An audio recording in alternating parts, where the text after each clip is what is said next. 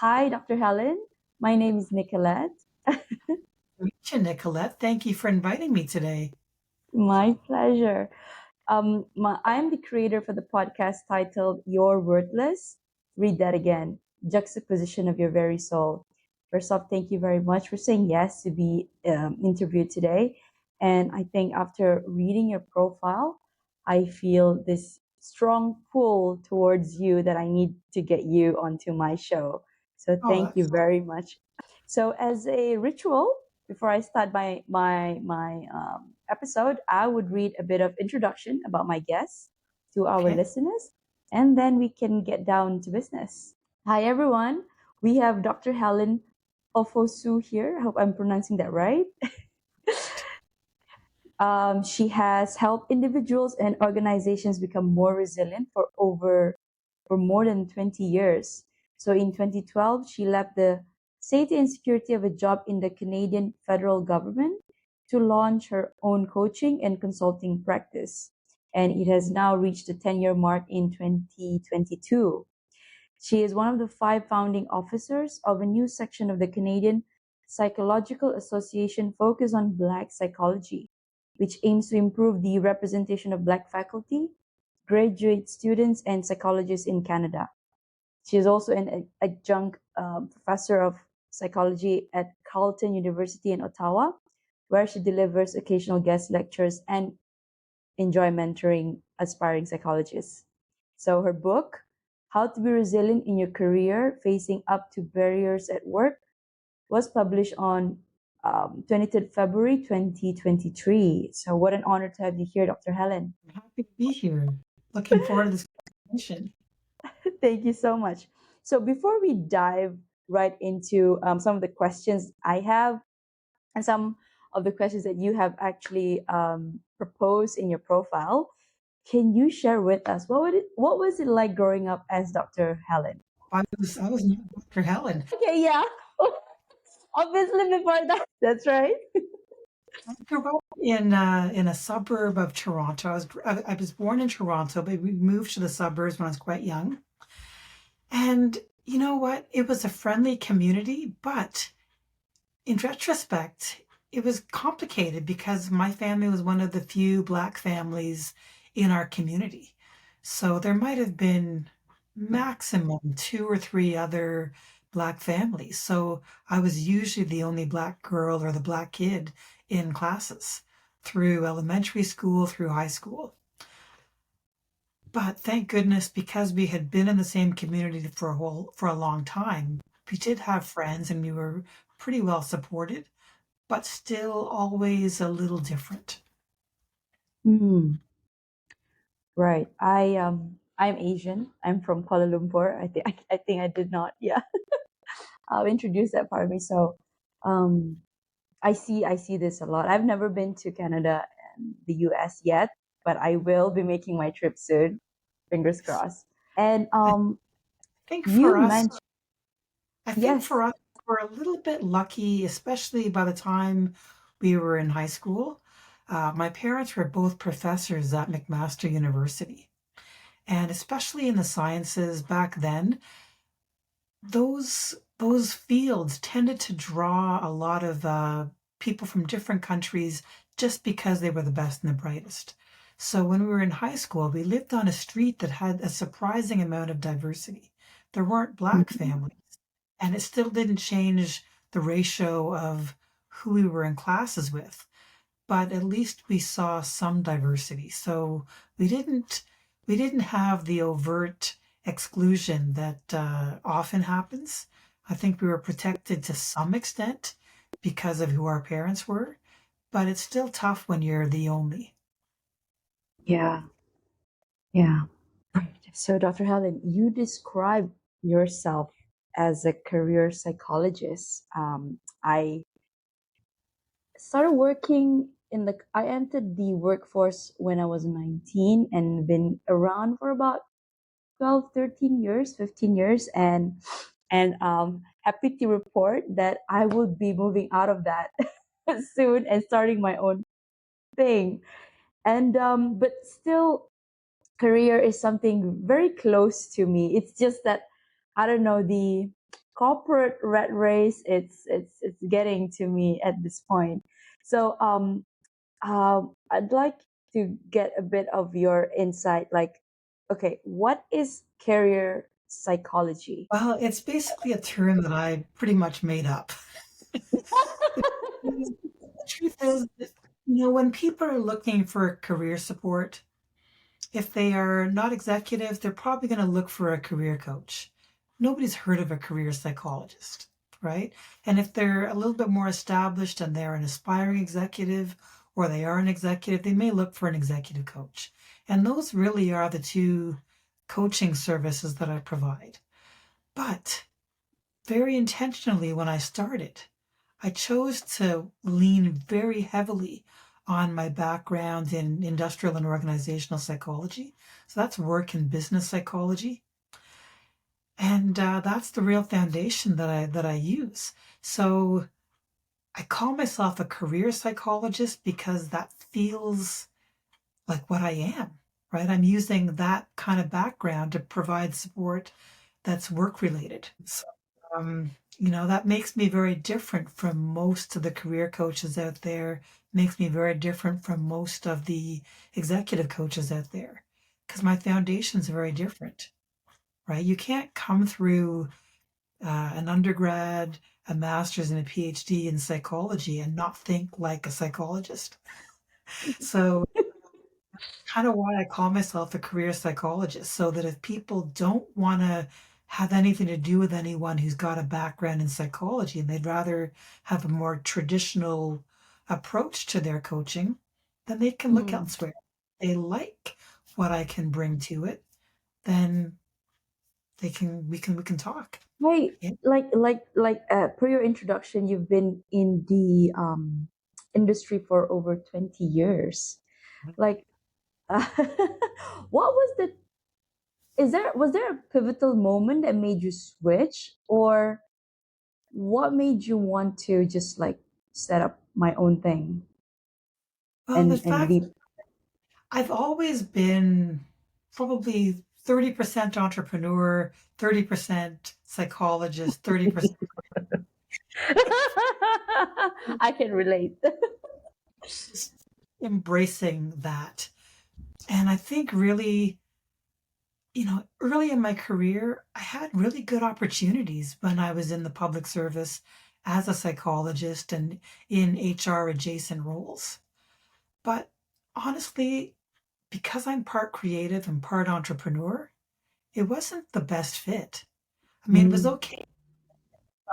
After it kind of became clear that I kind of had a different approach to things, I preferred a broader perspective, preferred the opportunity to have more versatility.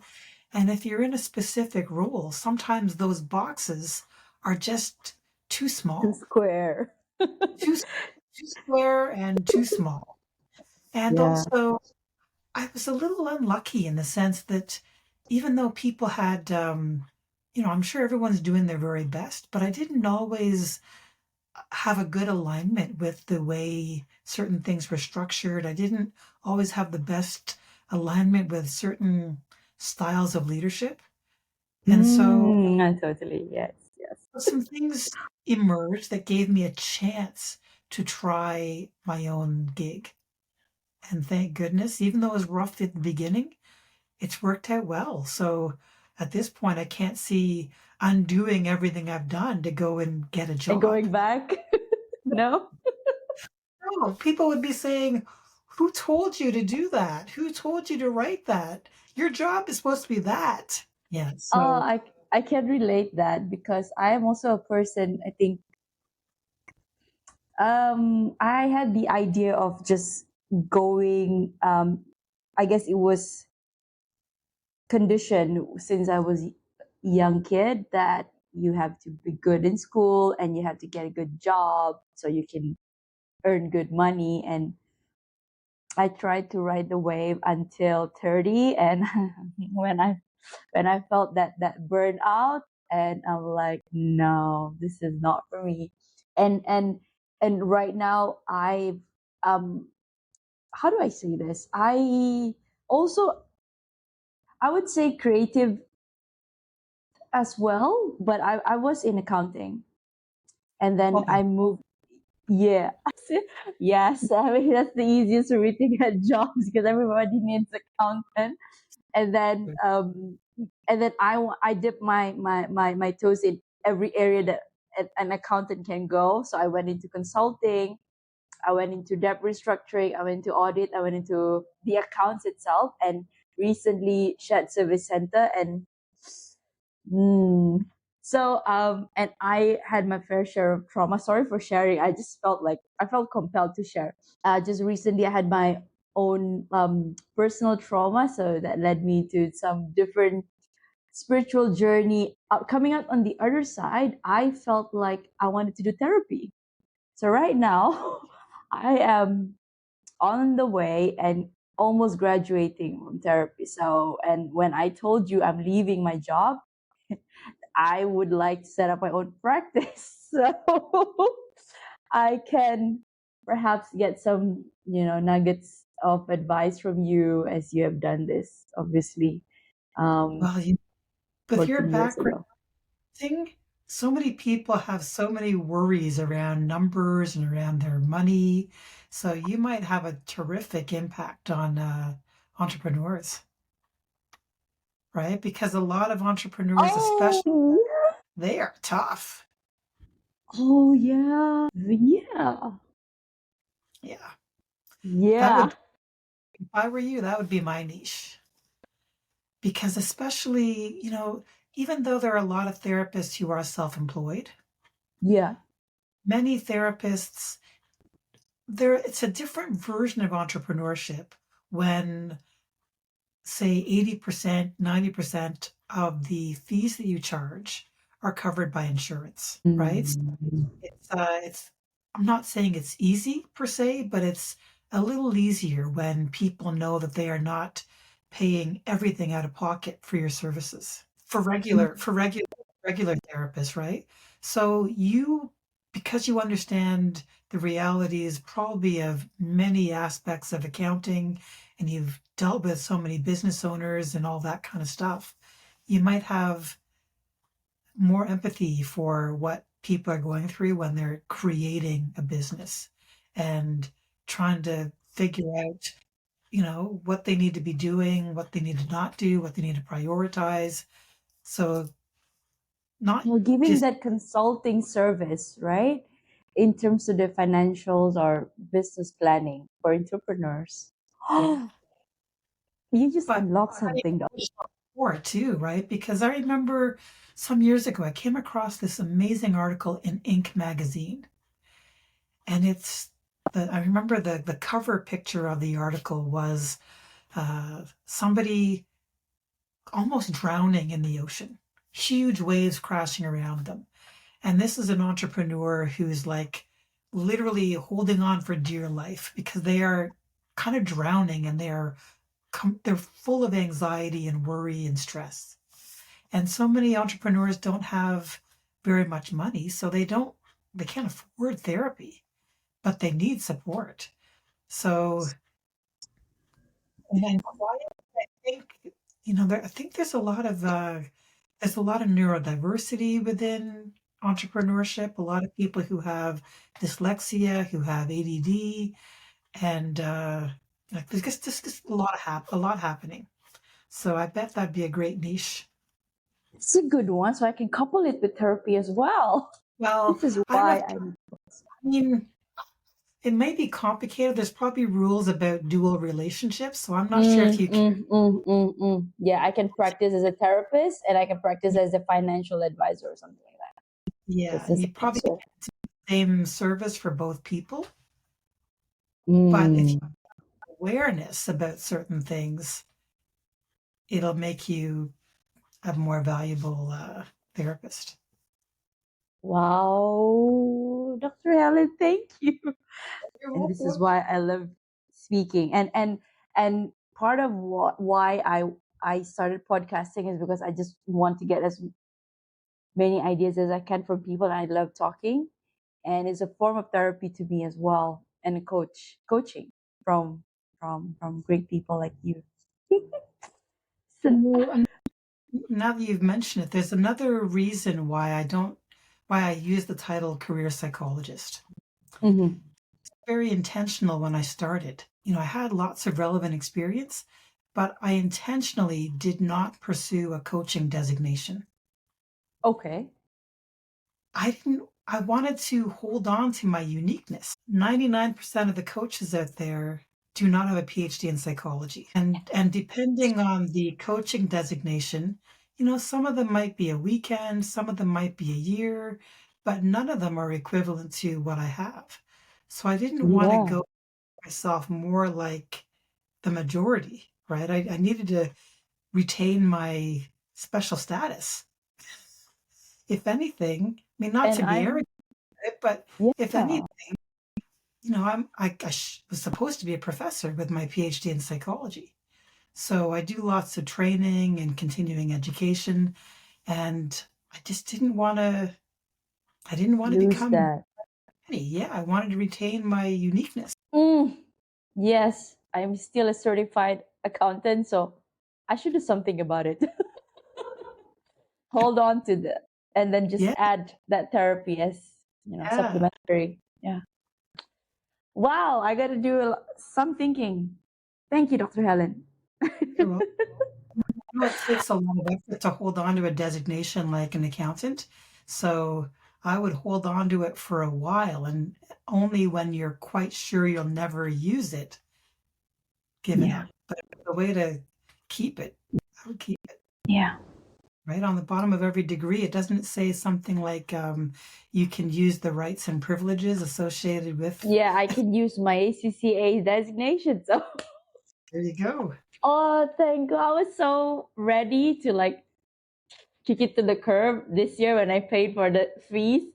I'm like, because this year would be the last year my company would be supporting it. So after this, it'd be mine on my own expense. I'm like, should I keep it? It's a, it's a sign. A business expense, right? And when you become a business owner Yeah, as a therapist or whatever, then you write it off against your taxes. that's right. So I got to think of as a business owner now. Yeah. Oh, okay. So, Dr. Helen, what first drew you to specialize in organizational psychology? I remember when I was doing my undergrad in psychology, I was thinking about what was I going to do next? I mean, I don't know, like in Kuala Lumpur in terms of what psychology grads do, but certainly in North America, it's almost like a common joke that there are so many people with an undergraduate degree in psychology, and what are you going to do with it? So I knew I had to do something, right? I didn't think I would have a lucrative career with a BSc in psychology. So I was contemplating doing an MBA or continuing in psychology, specializing in organizational psychology. Because this IO psychology that I've done, it's as close as you can get to business. And I took a gap year because I knew that I had to take algebra, which I hadn't taken in undergrad. I took calculus because it was required, but not algebra. And I needed algebra to get into the MBA program. And I knew I would probably need to take the GMAT and two GREs. So, with a thesis in my fourth year, I just couldn't do all those other things. There was no space. So I took a gap year, took algebra, took those exams.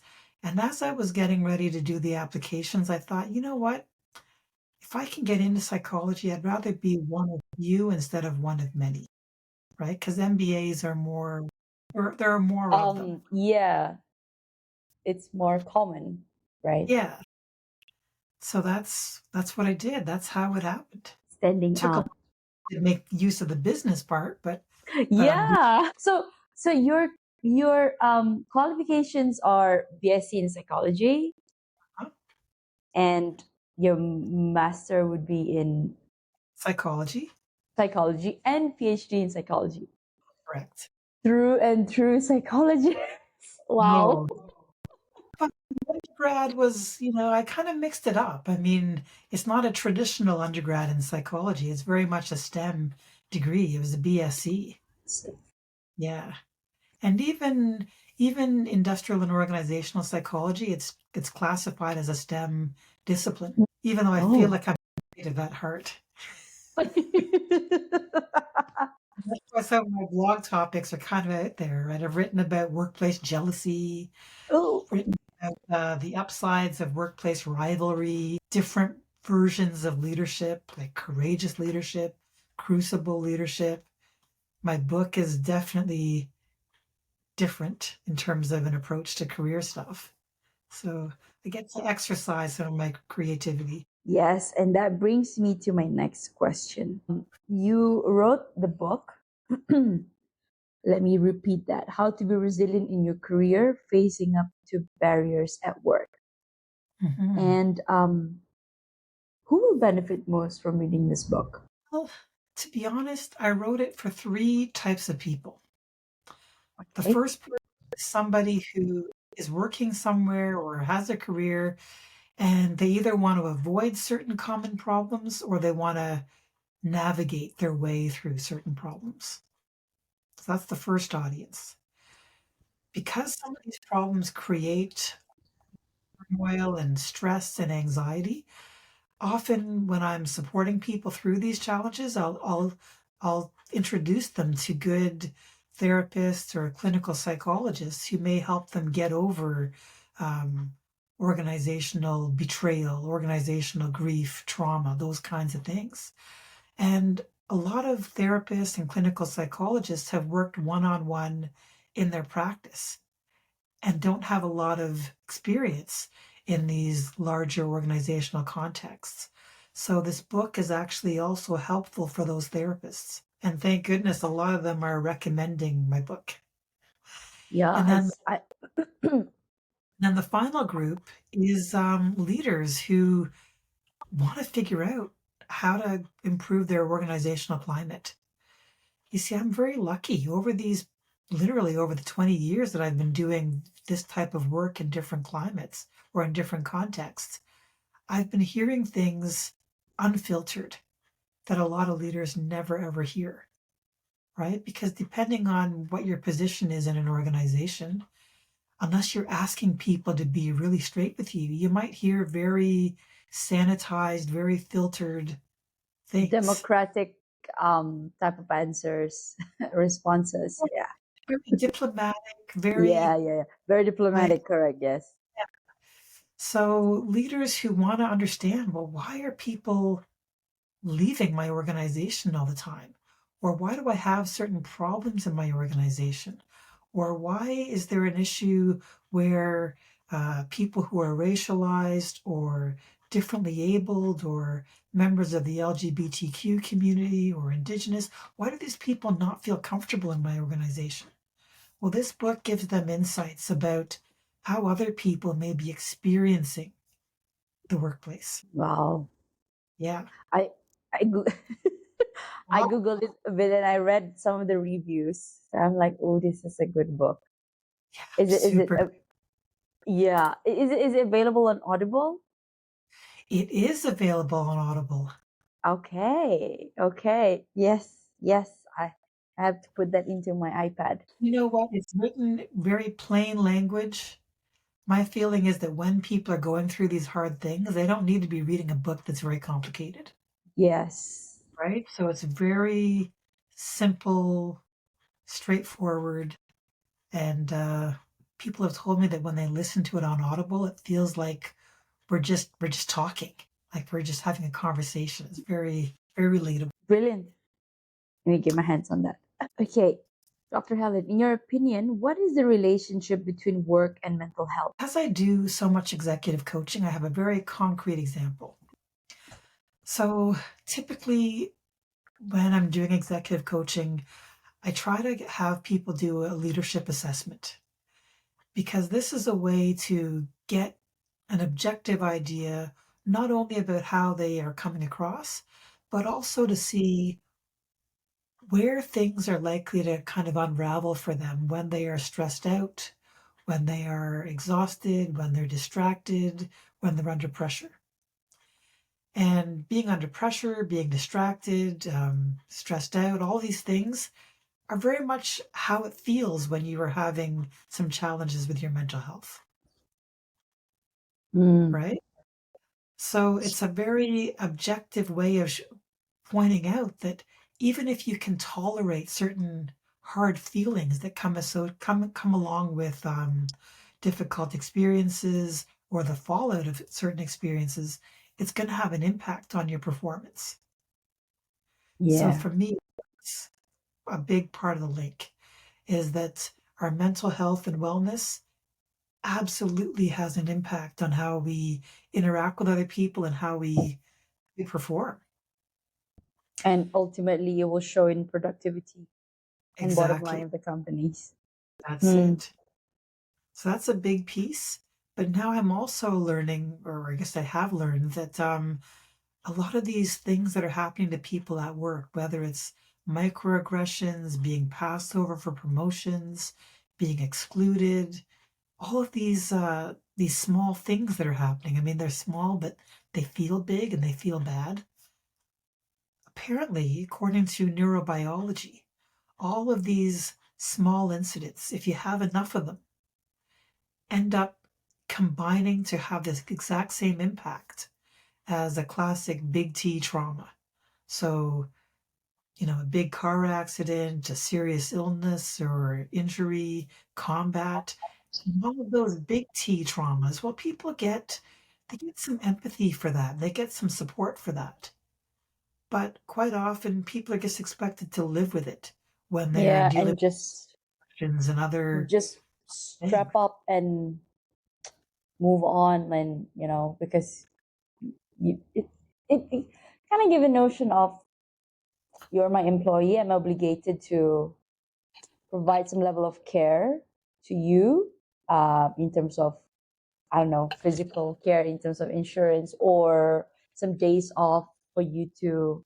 I mean, I see companies they have started, or they have this employee resource group, employee assistance program, but in my organization, itself, I don't know what's the statistics about people going into EAP programs, even like friends, colleagues that come to me and say, naturally, I don't know why, naturally they just come to me because I guess I'm a good listener, and they just come to me and start talking about their problems, and I'm like, I'm not a qualified therapist yet, but do you want to perhaps check out our EAP? Let me see.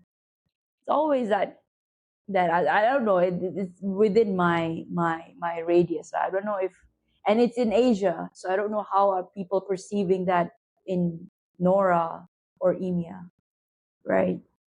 Um, Well, from what I've seen in North America, it depends on who you are, whether you're going to go to the EAP, right? So if you are somebody who's not part of the majority, so if you are a Black person, racialized person, somebody who's part of a pride community, somebody with a disability, if the perception is that the people at the EAP don't have lived experience that's like yours, right? because they can Because, never, yeah, they can never resonate. well, that's it. So that's a big barrier from what I can see in It's a North America. it's a full circle, don't you think, Dr. Helen? So we need to educate those people in EAP and make sure that they actually have lived experiences that the people that are serviced. Well, it's bigger than the EAP because, of course, the EAP can only hire who exists. But in psychology, we have a very, very big problem with a lack of representation. I think the representation is better in social work and in psychotherapy and counseling. So there's some representation, but it's still not great, Hmm, right? giving So me if a good thought. you don't Yeah. have professors who are representative, then the people who are providing the education are going to get a very narrow education, right? So you need to have more people in graduate school who are representative. You need to have more inclusive faculties. And that's the only way you can create enough representation to provide the services. You, wow.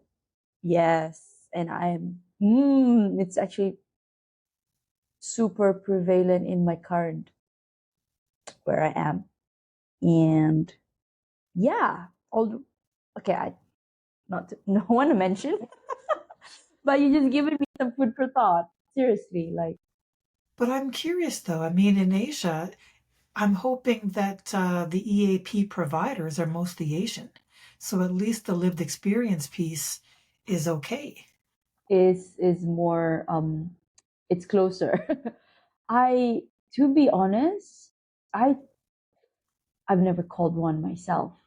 Okay. However, they should be Asian. Yes, yes, you're right. They should be Asian. And I think the way they structure it, it's in different region, but the people stationed in EAP would be from a certain region in Okay. Asia. Yeah. So for example, people in China would have a totally different experience to a multi cultural country like Malaysia. So it's different, and it's felt all the way because yeah, if this will be published and my colleagues follow my podcast, well, at the time this is published there will be my ex-colleagues. So you see, this is the problem, this is the issue. They know very well that the leadership style from let's say that country, that you know and it's different from how things are done in Malaysia, and that's called, you can see it, attrition rate is, yeah. And no, so you see, this is just Asian with Asians and how much more so, with the country that side, region that side. So it And I have a question for you. So within the Canadian Psychological Association, we have a new section focused on Asian psychology. Mhm. Because Asians are also underrepresented within the field of psychology. And within the Black community and within the Canadian Asian community, people are less likely to reach out for mental health support. There's kind of a stigma against It's a it. taboo because So yes, yes. you're noticing the same thing. Okay. Yes, because it's the way we were brought up. I can speak because lived experiences, not just maybe not mine, but then people around me. It's almost shameful if you cannot handle your own Okay. thoughts, your own mind, and that should be the number one thing that you should be able to cope before you carry yourself into the world. And anytime a kid tries to maybe says her feelings or his feelings, it's quickly gets shut down. And to be honest, I had a conversation with my sister as well, 2 days ago, and she said this very thing. I don't even need to look far. It's my own sister growing up, and she had to. It's super tough. Like, I probably were different in a way that I am more outgoing. I purposely put myself out there, but for her, she's more on the sensitive side. So growing up, my dad. So when my dad scolded us, she would cry, but my dad would say, "Wipe that tears away. I don't want to see that." So a lot of the emotions are repressed, and I can see it's very, the impact is right now. Like, I'm like this, but she turned out fine, but you can tell there's blockage in terms of letting her feelings be known to my parents because of that trauma. I guess she was hurt before, and it's almost the same across all the other kids my age. But fortunately, I know we're getting there, but it's just very micro steps. People are starting to open up now. I like to think about mental health and wellness the same way I think about other things. I go to the doctor, Mm.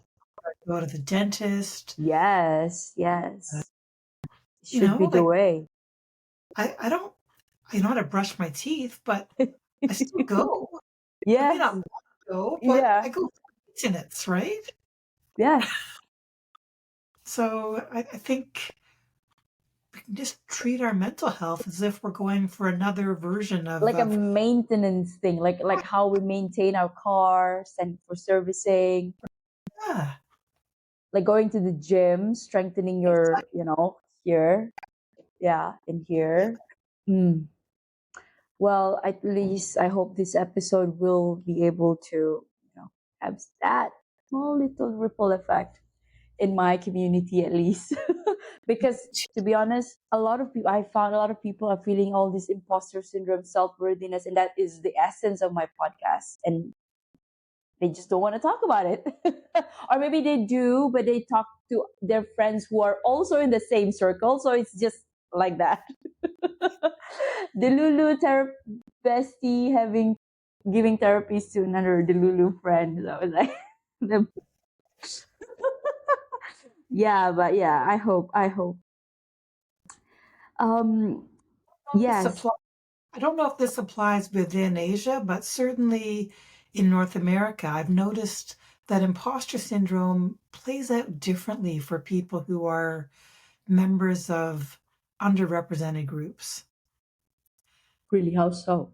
I think so. So I think the gist of it is that when you are treated as if you don't belong because you are overlooked or maybe tokenized, and somebody says, oh, you're only here because you are a member of such and such a group and there was a quota, Mm. or, like when those kinds of things are often happening, then you're feeling like you're an imposter. You're being Ah, right. it's So coming from a different angle. it's coming from the Oh, the external factor instead of your inner conflict, whether you can do that job well or not, whether you're well exactly, deserving of that promotion. exactly. Mm, So I think wow. it's yeah. How do we solve that, Dr. Helen? What can we Well, do? part of it I think is we're getting a bit of a reality check, realizing that just because other people want to label you as something doesn't mean that the label fits. Damn, I feel I want to change the world. I bet you will. One step at a time. Thank you for that, Dr. Helen. Okay, so we often hear about PTSD in the context of combat and first responders. So, yeah, why do you talk about workplace trauma? I talk about workplace trauma because easily 30%, 40% of my clients have experienced mistreatment. So not just a one episode of mistreatment, but ongoing mistreatment at work, whether it's bullying, workplace harassment, or being mistreated because they're a Black person, a racialized person, differently abled. And, I've come to learn that from neurobiology, whenever you're experiencing these, they call them small t traumas, it has a way of um, creating unpredictability and overactivity and overreactivity excuse me, in our nervous systems. Like And you're, so, and if you add yeah, enough of these together, it adds up to the same impact as a big T trauma. And so, since so many people don't really think of it that way, they don't know why they feel terrible. But if they yeah. feel terrible because their organization has betrayed them, or because Mm, work related grief because they've taken on certain positions with certain expectations, but been mistreated and not given you know, the same, that's it. I don't know. save resources, for example, to excel in his or her role position. Well, that's it. And if you know that you're capable, but you're not able to exercise your abilities, or you're not able to reach your real potential, all of these things it's awful. Yeah. So I myself can't treat trauma. I'm not a clinical psychologist, but at least I understand some of these hidden barriers and obstacles that people are dealing with. And because I'm connected to so many therapists, counselors, social workers, and psychologists, it's pretty easy for me to make introductions when I think somebody could use that kind of extra support. Just the same way world-class athletes have a team around them, right? They have a coach, Yeah, exactly.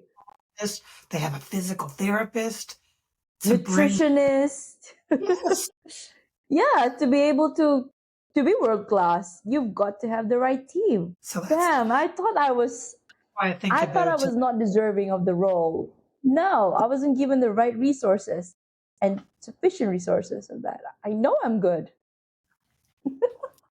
They're gonna hear it after I leave the company. It's fine. what it is. Yeah. Yeah.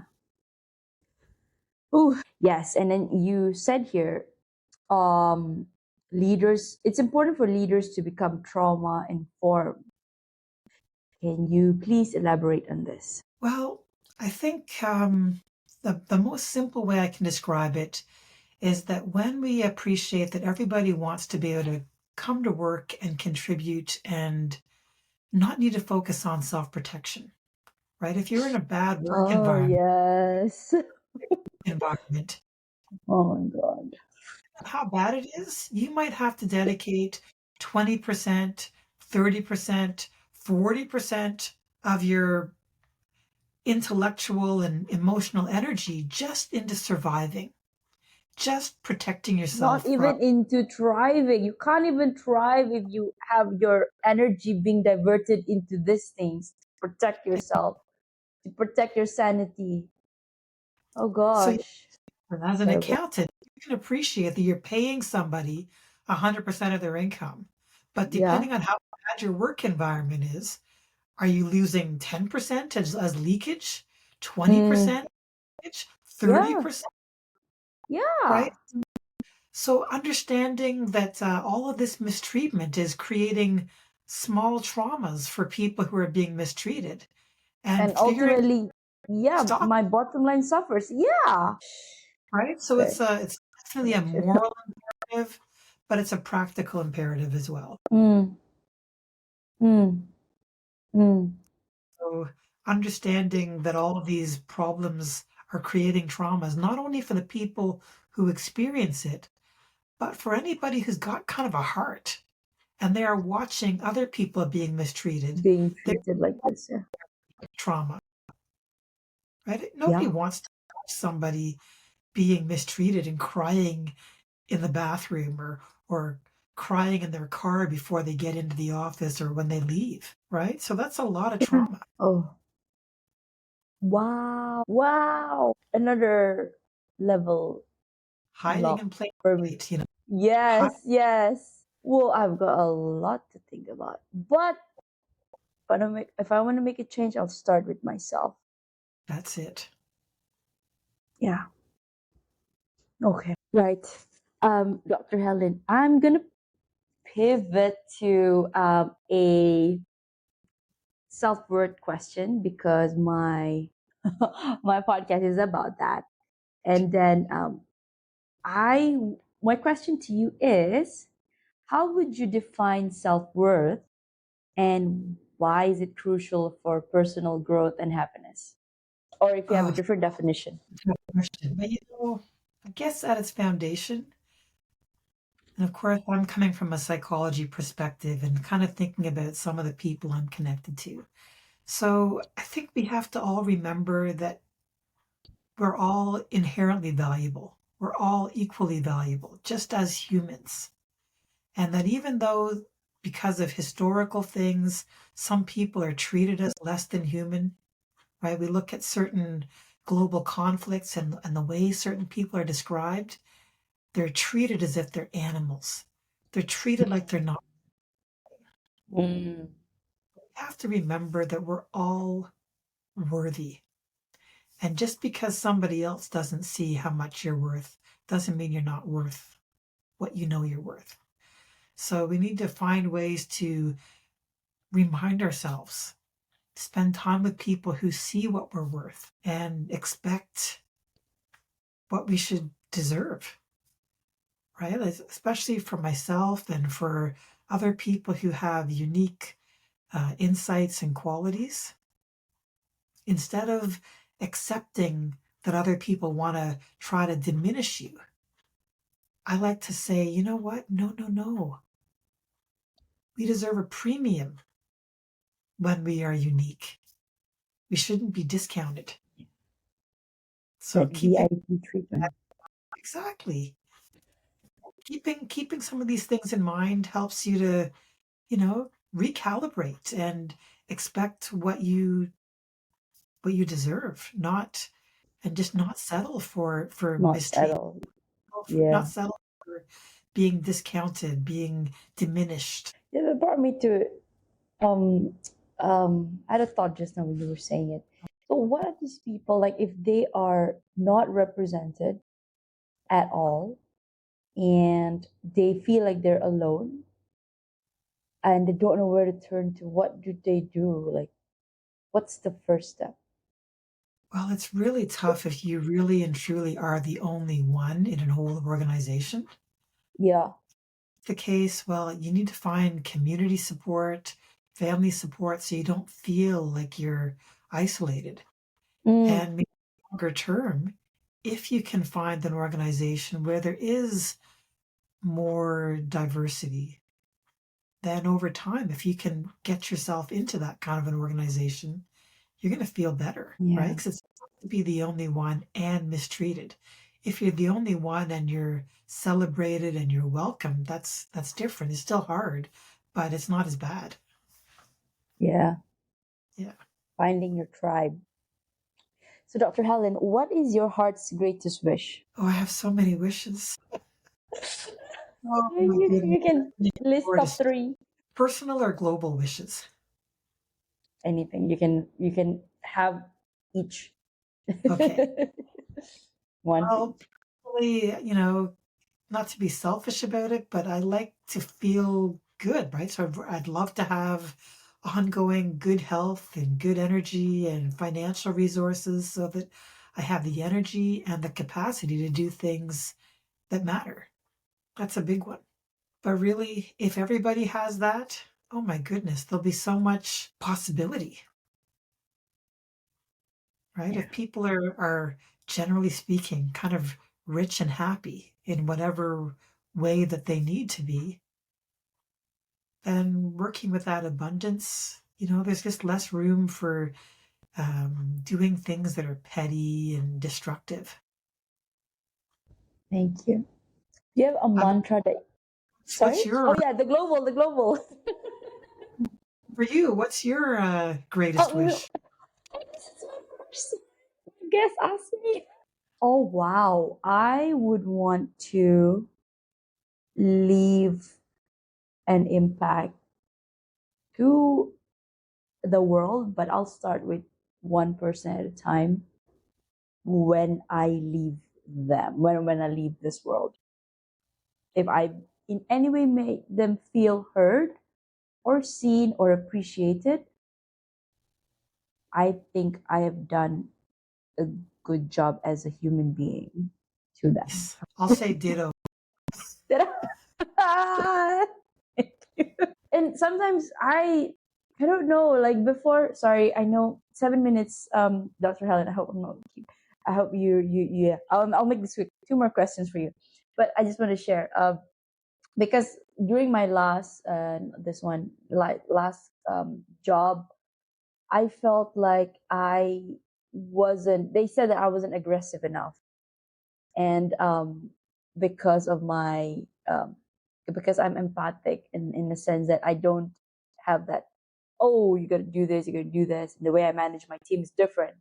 I give them a lot of empowerment. I give them leeway. So that kind of leadership is not really welcome before. So I thought that I didn't think I know that kindness isn't weakness; it's actually strength.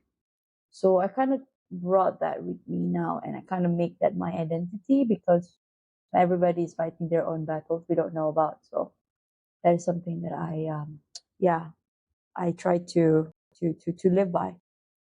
Sure. Is there a question for me? Because I agree with what you No, said. no, yeah. I was sharing my story. Okay, so two more questions. What keeps you up at night, if there's any? Is there anything? Well, sometimes I'm hired to do very hard things. And so sometimes, even when I'm supposed to be sleeping, I might be dreaming about it or thinking Can you give about an it. example of what are those hard things? Is it like firing people? Oh no, hard. So, for instance, actually, I don't want to say. Okay, confidentiality. Okay, I understand. Well, Okay, yeah, I'll leave it there. There's just hard things, and I I get it. I get it. Okay, so last question for you, Dr. Helen. If you could create a quote right now for you to leave to the audience listening and the world as your legacy, what would it be? oh man, I don't know. There's so many. Just in February alone, I had one quote for every single day of the month. For like in Canada and in the United States, February is Black History Month, and I had a Oh, yes, yes, yes, yes, yes, yes, yes, yes, yes, yes, yes. see if I can put my hands on one of them because I mean I've got so many, and they're so. In fact, there were some quotes that led to me connecting with people who I had never met before. What's it? One quote. Yeah, one quote. One quote. One quote. Oh. It could be something that stuck with you. Well, there's one. Yeah, here's one. Okay. And it's from somebody who's a little bit of an unusual person to quote. His name is Tupac Shakur, Whoa. artist who died in the 1990s. Yeah. And, hip hop artists, they often say things that other people think of, and they're often poets in a sense.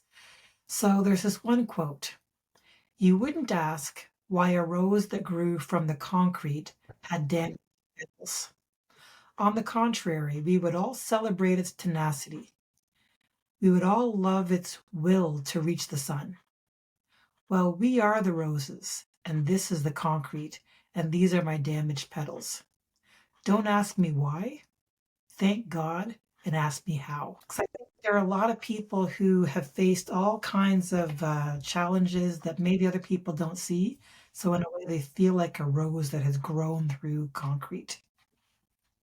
They're damaged, but they're still doing it. You're still there.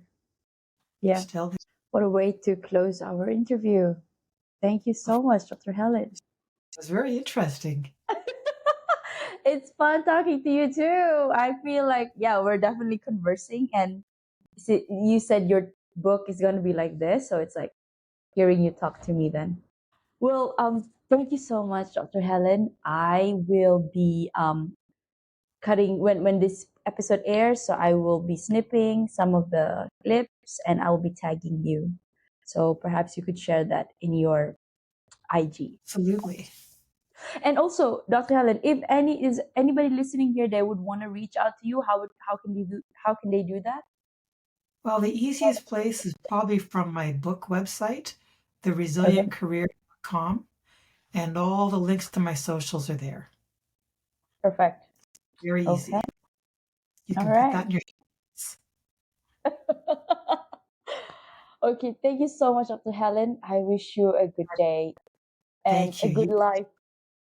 Thank you. I will, I feel that our paths will cross again. If ever I visit Canada, I will let you know.